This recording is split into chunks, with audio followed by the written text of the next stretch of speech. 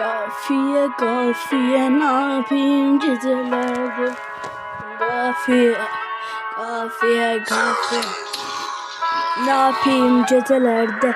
Ne yapayım gecelerde. Senin bak ecelinde, kalemin elimde, dise bir boş söz, her yeri onsuz çöz. Sen bu azaba döz, onsuz görürsen özün, adaletli bölüm böl. Ne yapayım gecelerde, senin bak ecelinde, kalemim elimde, dise bir boş söz, her yeri onsuz çöz. Sen bu azaba döz, onsuz görürsen özün, adaletli bölün. Gelir yollarda gözün, göz qan kimi qırmızıdır, beynin ışık kimi parıl parıl parıldayırdı. Bu her şeye yanırlardı. Yanılmak için tanınmak.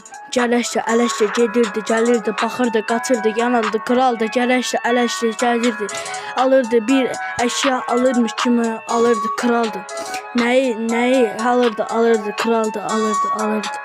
Neyi alırdı, bir eşya aldırmış gibi alırdı.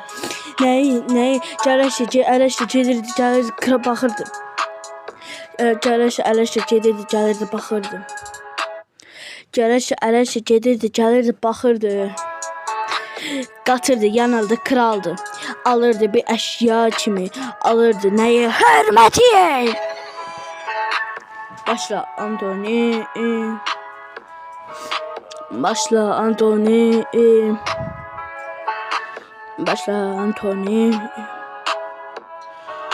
Kafiyeleri rap.